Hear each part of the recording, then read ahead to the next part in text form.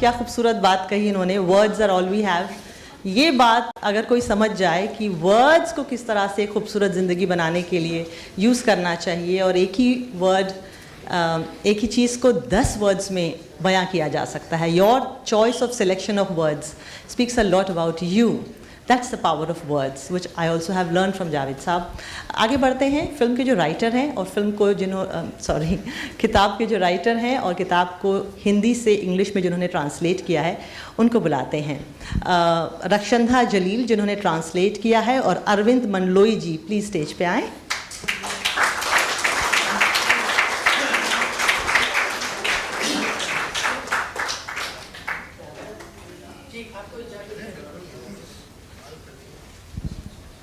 आपके लिए माइक, हाँ, let's sit, take your mic please.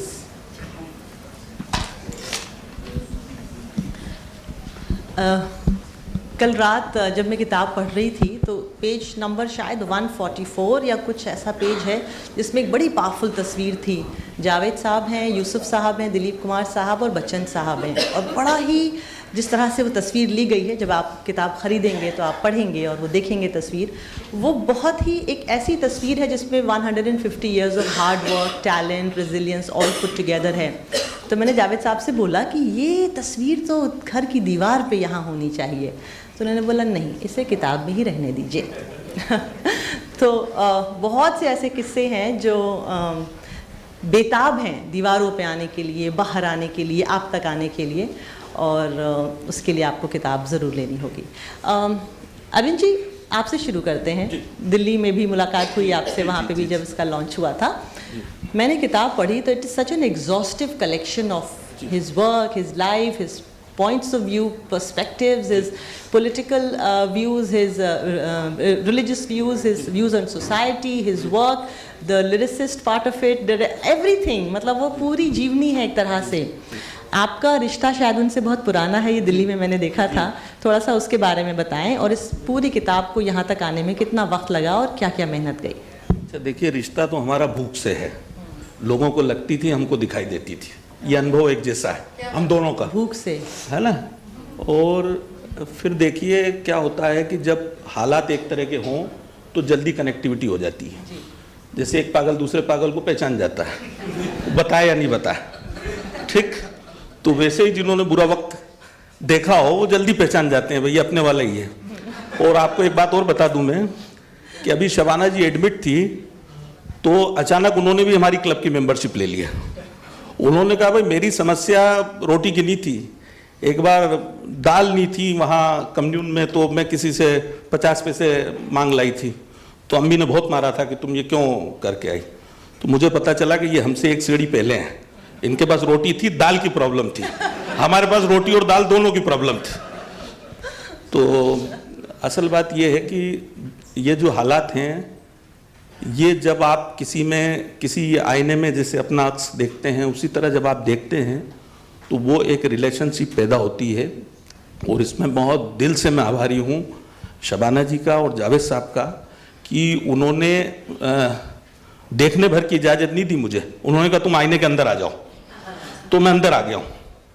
तो ये जो भी कोशिश हुई है इसमें देखिए, लिखने पढ़ने का तो मेरा ताल्लुकात ऐसा रहा है ताल्लुक कि स्कूलों की बगल से निकला हूँ मैं, अंग्रेजी स्कूल के भी पास से निकला हूँ, समझ जाता हूँ, बोल नहीं पाता हूँ। ऐसे ये था कि भाई फीस जब तक नहीं ली गई तब तक पढ़ते रहे, जब फीस मांगना शुरू हुई तो बैक टू पवेलियन, घर आ जाओ वापस। तो असल में ये है कि ये किताब जो लिखी गई है वो, इसकी शुरुआत ऐसे हुई कि मैंने जब तरकश पढ़ी अपनी ज़िंदगी में पहली बार, तो मुझे लगा कि ये कहानी तो मेरी है, ठीक है। उसके कई बरस बाद जावेद साहब से मुलाकात हुई। उस मुलाकात करते वक्त मैं आपको एक दिलचस्प बात बता दूं कि मैं बहुत सुख चैन वाला आदमी था। मेरे पास एक गाड़ी थी, एक ड्राइवर था और एक फिक्स इनकम थी, और मैं ये मान के चलता था कि दुनिया का सबसे सुखी आदमी मैं ही हूँ। तो सुबह से शाम तक मुझे सिर्फ शायरों के बारे में बात ही करना रहती थी। तो इन्होंने मेरे अंदर एक बेचैनी पैदा की और ये बताया कि भैया ये ज़िंदगी नहीं है, ज़िंदगी अभी आपको कहीं लंबा सफ़र करना है। तो यहाँ से शुरुआत हुई, फिर धीरे धीरे हमने एक दूसरे को जाना समझा और इसको समझते समझते ही ये किताब एक शक्ल के रूप में शक्ल लेती चली गई। इसके पहले हमने ख्वाब के गांव में एक बुक की थी जिसमें जावेद साहब की कही हुई बातें थी, और उसकी भी कहानी बड़ी ज़बरदस्त है कि 70वां जन्मदिन था, हम कोई तोहफा देना चाहते थे तो वो हमने बुक तैयार की। अब हुआ ये कि भोपाल से जावेद साहब ने मुझे कार्ड दिया कि ये साहब हैं, विकास रखेजा जी हैं, इनसे जरा आप मिल लीजिएगा, बार बार मुझे मिल जाते हैं कहीं फ्लाइट में कभी कहाँ। तो मैं उनसे मिलने पहुंचा तो मालूम चला उनका भी एक कनेक्शन है जावेद साहब से। वो ये है कि वो उस बुक डिपो के मालिक हैं जहाँ से जावेद साहब ने इनकलाब खरीदी थी। ठीक, तो उन्होंने कहा कि साहब मैं कुछ पब्लिश करना चाहता हूँ, तो हमने कहा अभी तो ये है, हमने कोशिश की थी। और वो किताब जिसमें सिर्फ उनकी कही हुई बातें थी, वो अमेज़न पे दुनिया में सबसे ज़्यादा बिकने वाली किताब डिक्लेयर हुई। बातें ऐसी होती तो अब ये हुआ कि फिर ये हुआ कि भाई अभी उससे एक प्रेरणा मिली। बिल्कुल। तो फिर 75 बर्थडे पे हम लोगों ने तय किया था कि किताब आए। बीच में कोविड आ गया, इसलिए कुछ समय ज़्यादा लगा, फिर ये धीरे धीरे आहिस्ता आहिस्ता जो आज आप सब लोग हैं। बिल्कुल जी, शुक्रिया। बिल्कुल, आपने सही कहा कि ज़िंदगी जहर में है, सब्र के काबू में नहीं। और उसका भी एक लाइव एग्जांपल जावेद साहब हैं, क्योंकि हर वक्त या तो फ्लाइट में होते हैं या एयरपोर्ट पे होते हैं या यहाँ होते हैं या वहाँ होते हैं, और उनकी उम्र में ऐसा कर पाना नहीं, ऐसा सोच पाना ही बहुत बड़ी बात है। उम्र का दाखला मत नहीं कर जी बेहतर। रक्षंदा जलील बहुत अच्छा लिखती हैं, ख़ुद भी किताबें इनकी कई आ चुकी हैं, और एक बार इनकी एक किताब थी you don't look like a Muslim, उस but you don't look like a Muslim, उसके ट्रांसलेशन पे मैं बैठी थी, वो उर्दू का ट्रांसलेशन था। तो मैं हैरान रह गई आपकी इन डेप्थ नॉलेज, आपके पर्सपेक्टिव्स को लेके, और कितना आप रिसर्च करके लिख सकती हैं। एंड ट्रांसलेटर के तौर पे भी आप का पूरा वो जो एक बॉडी ऑफ वर्क है वो दिख रहा था मुझे। What were your challenges, because you know each language has a different kind of a taste to it. अब जैसे गुलजार साहब ने लिखा मोरा गोरा रंग लई ले मुझे शाम रंग दई दे, इसको आप इंग्लिश में नहीं ट्रांसलेट कर सकते। या जावेद साहब का पंछी नदिया पवन के झोंके कोई सरहद कैसे इन्हें रोके, इसको ट्रांसलेट करते वक्त क्या प्रॉब्लम्स या क्या चैलेंजेस रहे? ट्रांसलेशन के तो अपने चैलेंजेस होते ही हैं, लॉसेस और गेन्स इनेविटेबल हैं, लेकिन जैसे शबाना जी ने कहा ये किताब एक कलाज है, इसमें मुख्तलिफ़ चीज़ें हैं। इसमें जावेद साहब की आवाज़ है, इसमें उनके दोस्तों की, ख़ानदान के लोगों की, जो उनके दोस्त थे भोपाल में इतने अरसा पहले, उनकी आवाज़ है। So translation is all about carrying the voice through across the picket fence of language. But what do you do when there are multiple voices? There is no one single narrative here. There is not one single voice in the entire book. Javed साहब भी जब वो बोलते हैं तो वो अलग अलग आवाज़ों में बोलते हैं। वो एक 8 साल का बच्चा है, जो अभी शबाना ने पैसेज पढ़ा, मैं 8 साल का हूँ, लखनऊ, वो वाक़या जब उनकी वालदा का इंतकाल हुआ है, तो वो 8 साल का बच्चा जब बोल रहा है तो वो दूसरी आवाज़ में बोल रहा है। फिर जब वो एक एल्डर स्टेट्समैन हैं, जब वो राज्यसभा की अपनी फेयरवेल स्पीच दे रहे हैं, तो वो दूसरी तरह से बोल रहे हैं। वो चंचलता, वो मचलती भी जो उनकी शोखी है, जो उनकी पर्सनालिटी का हिस्सा है, उसकी भी झलक आती है। लेकिन जो उनकी संजीदगी है, जो वो बहुत फ़िलोसॉफ़िकल अंदाज में बात करते हैं, वो बातें भी इस किताब में हैं। तो कोई एक आवाज़ में एक सपाट तरीके से इस किताब का तर्जुमा कर देना मुमकिन नहीं था। You know, I can't sound like myself, I can't sound like any one person, so I have to sound like all the people who are talking about him at different points in his life. And that was challenging, but fun. It was definitely, it would have been a lot of fun. It will be as fun reading it. आगे बढ़ते हैं। 1971 में एक film आई थी अंदाज़, जिसमें शम्मी कपूर, राजेश खन्ना, हेमा मालिनी जी थे। अब आज के ज़माने में आप अगर आप बात कहें कि भाई फलाने का तलाक हो गया है, डिवोर्स हो गई है, दूसरी शादी करा दो, तो आप भवें नहीं चढ़ाएंगे कि क्या बात कर रहे हो भाई, क्या ज़माना, कैसी बात कर रहे हो, नहीं। और आपको अगर कोई कहे कि फ़लाने के स्पाउस की डेथ हो गई है तो लड़की की शादी दूसरी करा दो, तो भी आप कोई बड़ी बात उसको नहीं समझेंगे। कोई सिंगल मदर है, उसके बच्चे बड़े हो रहे हैं, लाइफ पार्टनर नहीं है, और आप उसकी शादी की बात करेंगे तो आप बिल्कुल भी सरप्राइज़ नहीं होंगे।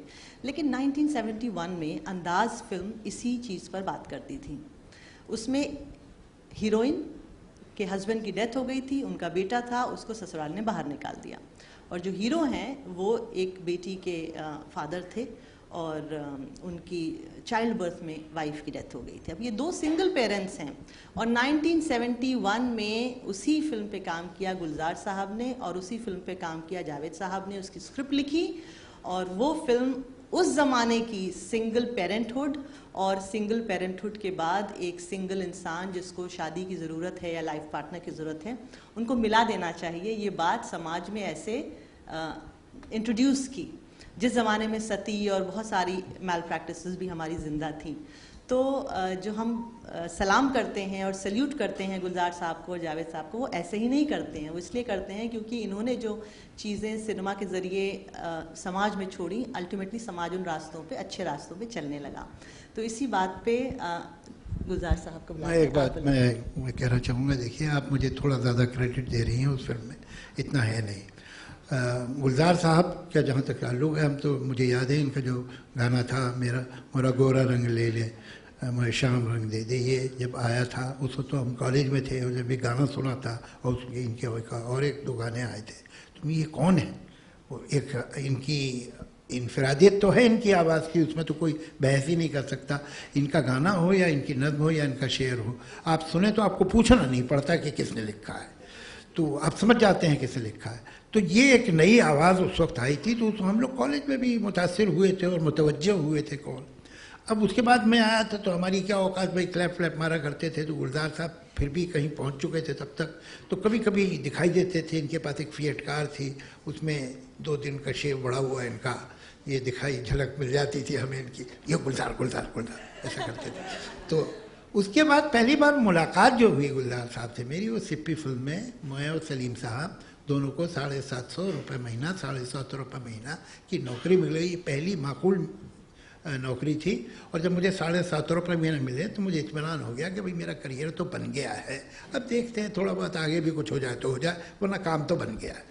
गुलजार साहब उस फिल्म के डायलॉग लिख रहे थे, हम तो एडिशनल स्क्रीन प्ले चूँकि सेकेंड हाफ पिक्चर का फंस गया था, इसके लिए हम कुछ फायर ब्रिगेड लेके अपना आए थे, तो वो बहरहाल, लेकिन फ़ायदा मेन ये हुआ पिक्चर भी चली, वो कामयाब हुई और इस चक्कर में हमारी अच्छी दोस्ती हो गई गुलजार साहब से। अब बम्बई बड़ी मसरूफ़ नगरी है, वैसे बेकार तो लोग मिल नहीं पाते, हम लोग की भी मुलाकात कम होती है, लेकिन जब होती है तो भरपूर होती है और दिल भर के होती है। और एक मोहब्बत का रिश्ता गुलजार साहब से, वो मेरा भी सलाम कहिएगा।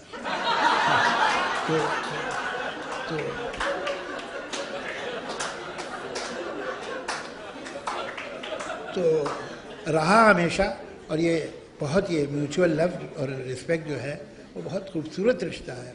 गुलजार साहब से जो रिश्ता है वाकई कम होता है लोगों से, और हम जब भी मिलते हैं तो क्या लिखा है इसके बारे में भी बात करते हैं, एक दूसरे को सुनाते भी हैं।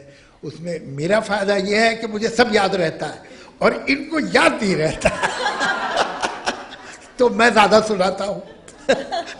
कुछ दिनों पहले गुलजार साहब और जावेद साहब, मुझे याद है कि फ्लाइट में सफ़र कर रहे थे तो शबाना जी आपने एक फ़ोटो लेके डाला और कहा कि कैप्शन दिस। तो करण जौहर का एक बहुत प्यारा जुमला था, उन्होंने लिखा कि 116 चांद की रातें और एक ये तस्वीर। तो आज भी वही आलम है, एक ये तस्वीर। और हमारे कुछ अच्छे कर्म रहे होंगे कि हम आपके साथ स्टेज पे बैठे हैं, वरना हमारी कोई हैसियत नहीं कि हम आपके साथ बैठे। बहरहाल मैं उससे मिलकर पूछूंगा तुमने चांद किसको कहा और रात किसको कहा पता लगना चाहिए ठीक से। नहीं, वैसे तो चांद का कॉपीराइट मेरा है कि इसलिए ये एक बहुत पुरानी किताब है, एक बूंद चांद। चांद।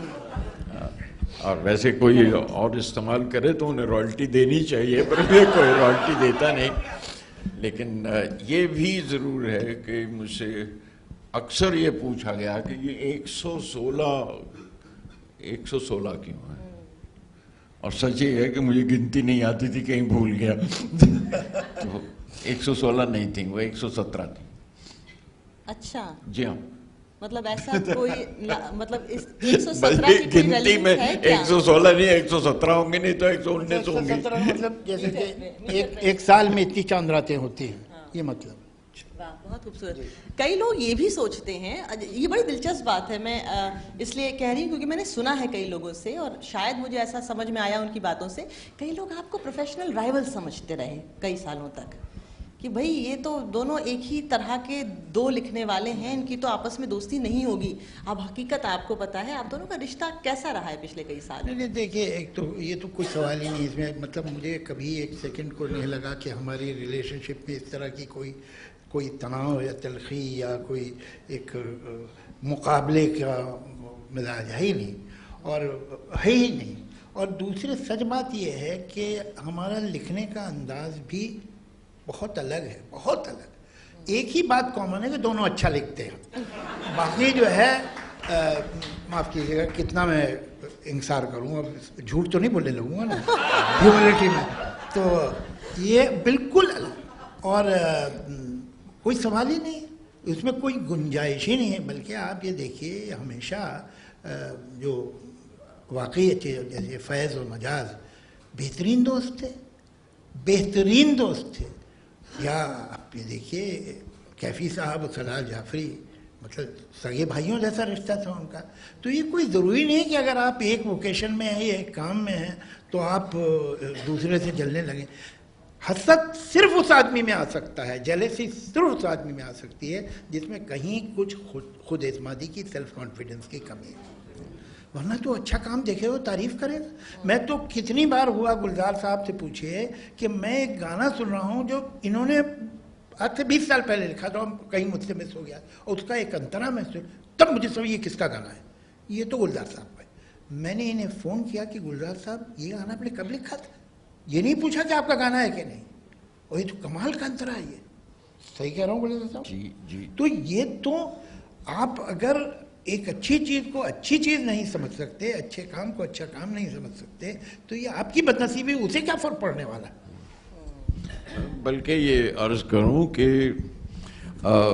मुझसे जो अक्सर कहा जाता है, मेरे रेफरेंस में कहा जाता है कि आप अच्छा भला लिखते थे, मोरा गोरंग ले ले मोहे शाम रंग दे दे, अब ये अरे बीड़ी जलाए ले जिगर से पिया कहाँ से आ गया भाई, ये आप क्यों करने लगे। और मुझे जावेद साहब ने दाद दी थी, और यकीन मानिए कि बहुत से जो ऑडियंस में बैठे हुए पूछते हैं, और जब मैं उन्हें कहता देखे ये तो जावेद साहब को भी बहुत पसंद आया था, तो फिर खामोश हो जाता, तो मुझे तो गवाही मिल जाती है। हम लोग जयपुर में एक बार थे, हम लोग एक ही स्टेज पे जयपुर में थे, और किसी ने कहा, तो मैंने कहा मैं आपको एक बात बता दूं कि मैं रश करता हूँ एनीवी हिम कि ये गाना उन्होंने लिखा, काश मैंने लिखा होता। ये कमाल का गाना है। वो गाने को देख के आप कह सकते हैं कि एक फिल्म के लिए लिखा गया है। वो गाने की एक एक लाइन ऐसी है जो ऐसा लगता है कई सौ साल से लोग गा रहे होंगे, ये फोक सॉन्ग है। हाँ नहीं, और बत्ती तो वहाँ भी जल गई थी। कहते हैं कि नेगेटिव और पॉजिटिव मिलें तो बत्ती जलती है, अब नेगेटिव मैं ही होगा तो नहीं हो सकते थे। गुलजार साहब, आपके गानों में एक इत्मीनान पसंदी, एक ऐसा ज़माना जब थोड़ा रेस्टलेसनेस रहती थी दिलों में, उस ज़माने में इत्मीनान पसंदी की आपने बात की और उनको हर हाल में खुश रहने का एक जज्बा जो होता है वो जगाया। वो गाना था थोड़ा है थोड़े की ज़रूरत है, ज़िंदगी भी फिर भी यहाँ खूबसूरत है। एक ट्रक ड्राइवर गा रहा है। अब ट्रक ड्राइवर से बुरी नहीं कह सकते, लेकिन वैसी ज़िंदगी आप नहीं चाहेंगे कि हो, क्योंकि उसमें कोई स्टेबिलिटी नहीं है। लेकिन ट्रक ड्राइवर बहुत रूमानी अंदाज में गा रहा है कि राह पे रहते हैं, सड़कों पे गुजर करते हैं, खुश रहो अहले वतन, हम तो सफ़र करते हैं। ये शायद उस वक्त की बड़ी ज़रूरत भी थी। तो ये जो अलग अलग भाव हैं, बड़े नरमी के जो भाव हैं, ज़िंदगी के सारे भाव में जो सबसे में जो सॉफ्टनेस ला सकने का जो एक काबिलियत थी आपकी, उसके बारे में बताएं। मैं अर्ज़ करूँ कि मैं, जैसे मैंने शुरू में कहा, और मजाक भी नहीं है कि मैं बहुत पढ़ा लिखा आदमी नहीं हूँ। ये सही है कि मैं, आप कॉलेज में पढ़ रहे थे अगर मैं कॉलेज में फेल हो चुका था, तो मेरी ज़बान एक हद तक रही जो मैंने अपने माहौल से उठाई, और वो माहौल दिल्ली का पार्टीशन से पहले का, उससे पहले के माहौल में जो कोई थोड़ी बहुत ज़बान सीखी थी, तो एक मुजीबुर रहमान हमारे मौलवी साहब थे, वो गुनगुना के और तरन्नुम में पढ़ते थे गज़ल और सिखाया करते थे उसके मानी। तो जो बच्चों को सिखाने की ज़बान वो इस्तेमाल करते थे तो वो उतनी मुश्किल ज़बान नहीं थी। और जिस तरह पढ़ाते थे हमें, तो मैंने जो सीखा या उर्दू ज़बान सीखी वो अपने माहौल से, आसपास से, और राइयों की ज़बान जो बागों के ठेके लिया करते थे वो माहौल था हमारा, तो वो सीखी। और बल्कि पार्टीशन के बाद जब हिंदी आई है तो माफ़ कीजिएगा, मैं हिंदी नहीं पढ़ पाता हूँ अभी भी, और ना लिखता हूँ। मैं आज भी उर्दू ही में लिखता हूँ, उर्दू ही में पढ़ता हूँ।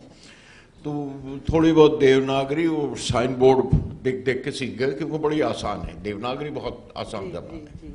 और बोलिए, जावेद साहब ने ज़बान सीखी और आज भी मैं कई बार लफ्ज़ों के मानी में किसी लफ्ज़ के तलफ़ुज़ में भी फंस जाता हूँ तो आपको फ़ोन करता हूँ और या जावेद सदीकी साहब को तो फ़ोन करता हूँ और उनसे पूछता हूँ। तो इसलिए मेरी ज़बान उस माहौल में और उसी क्लास में और स्कॉलरली नहीं है, और आम आदमी की ज़बान से जहाँ से जो सीखा अब तक वही की वही है, और उसलिए वो इस तरह के अल्फाज आते हैं। ये ज़रूर है कि एहसास अलग होता है, कई बार एक लफ्ज़ की परतें नज़र आती हैं। जावेद साहब ने भी एक जगह कहा है कि अल्फाज के रंग होते हैं, लफ्ज़ों के रंग होते हैं, जो आपने कहा है एक जगह जो पढ़ रहा था मैं, और ये सही है कि उनके रंग पहचानने वाली बात है। और मुझे अल्फाज के कई शेड्स नज़र आते हैं, वो एक प्रिज्म की तरह हैं। प्रिज्म में जैसे किरण पड़ती है और कितनी तरह से उसके रंग निकल आते हैं, और मुझे उर्दू के अल्फाज बिल्कुल उसी तरह से अल्फाज नज़र आते हैं कि उसमें से प्रिज्म से निकलते हुए कलर्स हैं, जो जिसको छू जाए, जो जिसको नज़र आ जाए। तो इसलिए मैं, सही बात है। मेरा ख्याल यही पूछा था आपने।